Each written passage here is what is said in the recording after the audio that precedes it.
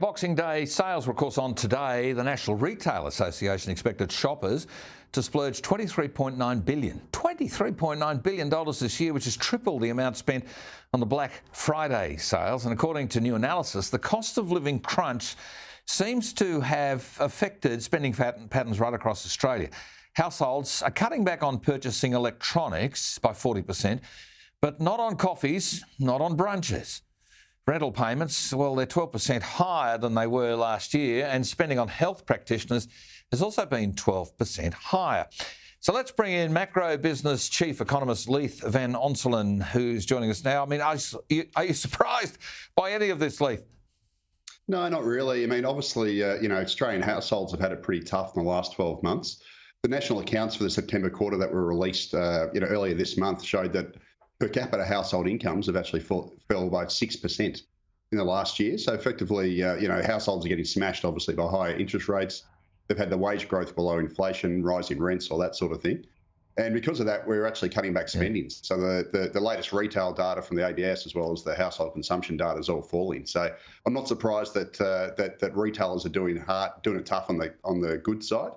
And also, there's a global glut in goods at the moment. So basically, anything that comes in to the country via boat or ship has been falling in price. And we're basically getting a reversal of what happened during the pandemic when we had all these supply shortages. Now we've got the supply side has rebounded just as global demand's decreased.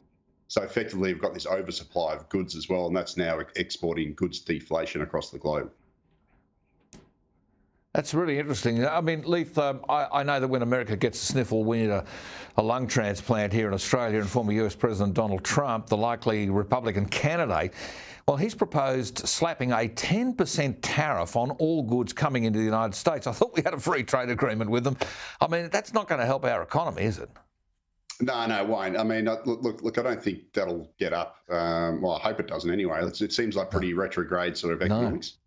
No. But at the same time, if there's one country that could potentially do it, maybe it's the US, because it's such a, it's basically, the largest economy in the world. We certainly couldn't do it, but let's all hope it doesn't do that. Yeah, okay. So we've had multiple wars through the course of this year, elections, more, threatening to the global economy this year. I mean, what can we expect in 2024?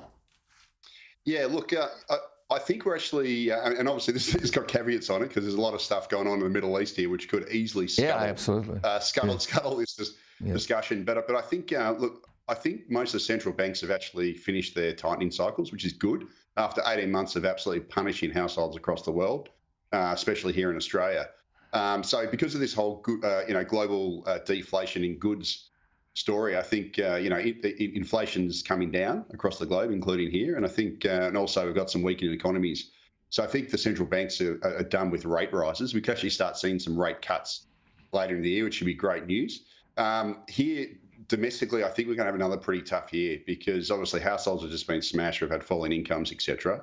One thing that's actually held up the economy in the face of those falling incomes was households drew down on their savings. So the savings rate fell to zero effectively in the national accounts. What that means is because they've burned through the savings, unless we get income growth, we're not going to have growth in household consumption. So all our growth is going to effectively come from population growth. And I think that what that means is that Australia's going to have a very weak economy. We're probably going to have this ongoing per capita recession into 2024. And I mean, isn't this a real point, this Ponzi scheme of immigration? We're bringing migrants here, which has always been the basis of how we've grown a lot of things in Australia. But I don't think they've got real purpose. There's actually not a real gig for them to do. We can't have a barista-led recovery in Australia, for instance. The planners, they love the idea of plenty of coffee makers, but we want people to go and build dams and build power stations, build roads, rail, that sort of infrastructure. We're just not doing that. Yeah, 100%. Look.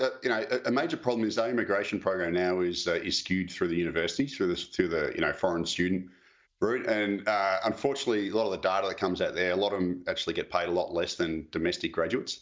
They don't work as much. Yeah. They tend to be underemployed, etc. So they tend to go into more lower skilled professions, and it's also tends to be professions that we don't necessarily have shortages in. We don't get builders in. We don't get which is exactly what we need, obviously, with this infrastructure boom and housing boom. Yeah. So we've got basically we've got all these supply mismatches, and the biggest example of that's actually, for example, engineering. So foreign engineers make up 60% of engineers in Australia. They're foreign-born engineers, and half of them are either unemployed or underemployed, and they don't work in engineering, which just shows you how broken the skilled migration system is. And it's the same across accounting and several other, so-called skilled professions. Yeah, no, it's a real mess, no doubt about it. Leith and Onselen, thank you so very much. I mean, I just don't know what the government planners think they're currently doing, because there's no vision about where we want to take Australia to. That's what's missing.